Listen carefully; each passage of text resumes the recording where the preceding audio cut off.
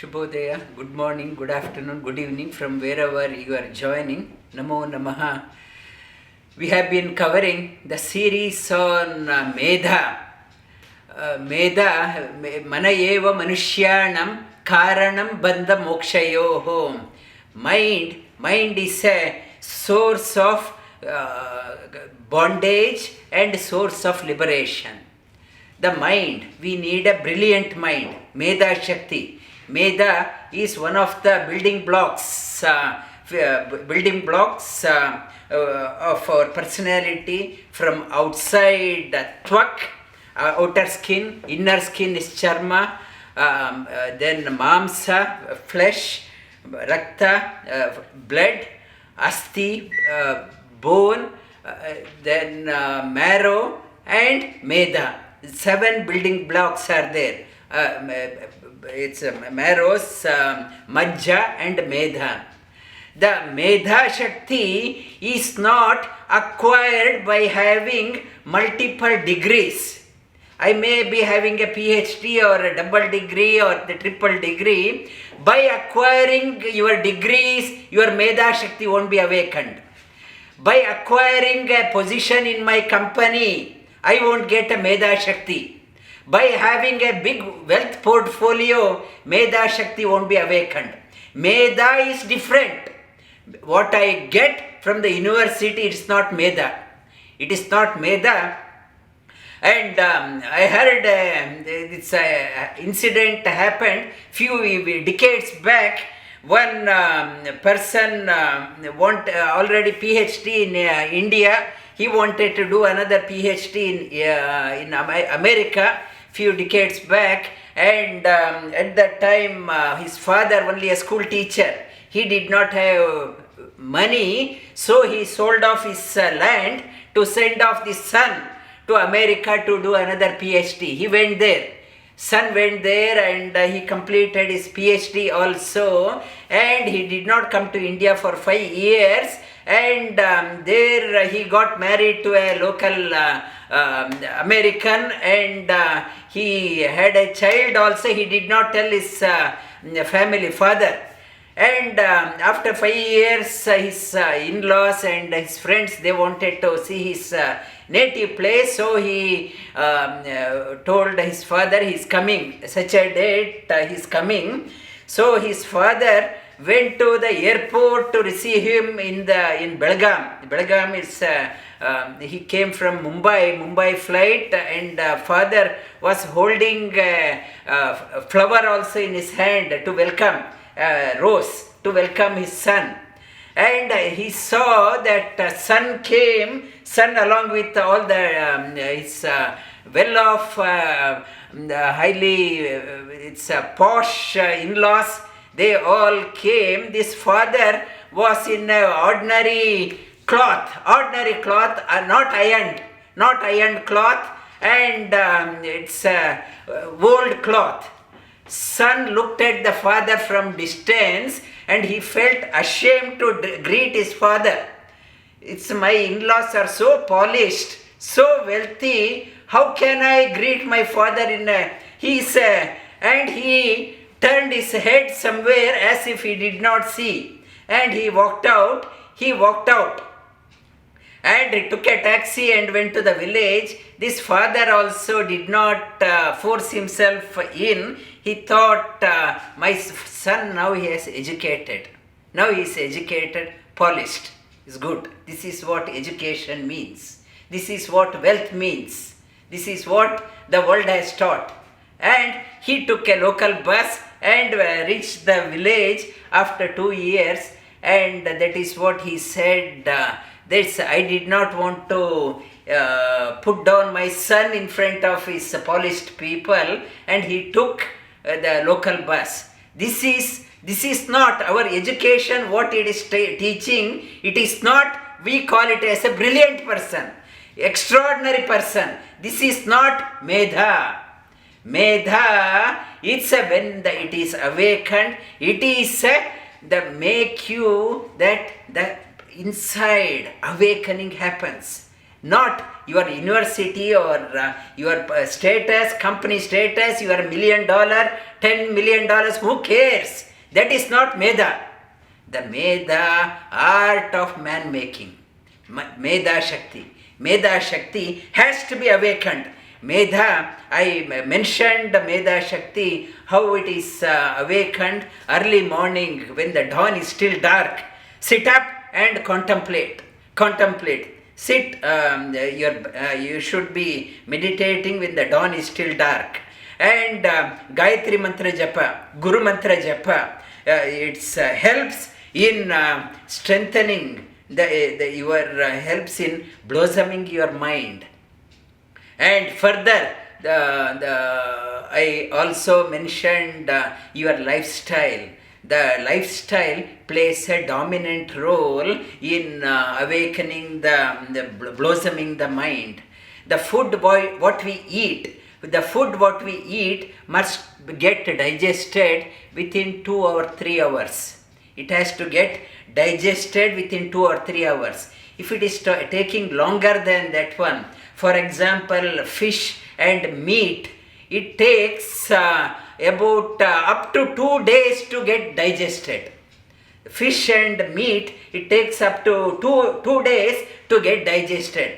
When the food is residing in the stomach for such a long time, it is leading to various complications, health complications like bloating, gastric, acidity, and indigestion, insomnia, colitis, intestinal problem. So many complications arises. The food what we eat must get digested. If the food is residing in the stomach for long, my energy is directed towards my stomach rather than to my head. Head becomes very dull head, but most of the energy is spent on the stomach. The stomach, mind has become dull, stomach, the energy is going here. Instead, the food what we eat, the little energy should go here, more energy must get directed towards the head.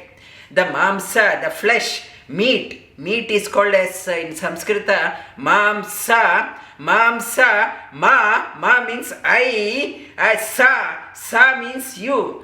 I give a right, what the eater of the meat is saying, mamsa means, I will give full right to you to kill me and eat in the next life. Now I am eating you, in the next life I will give you permission. I have given a sanction, eat me in the next life.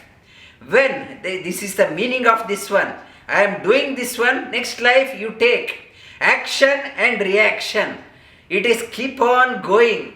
When it will break? When an animal is taken to a slaughterhouse, being slaughtered, it goes through tremendous mental anxiety, stress, fear, and it's so much of frustration is there, fear is there, anger is there, tension is there, and so much of negative hormones are secreted into the bloodstream. At that time, adrenal starts working, so many poisonous secretion happens into the hormone secretes into the bloodstream.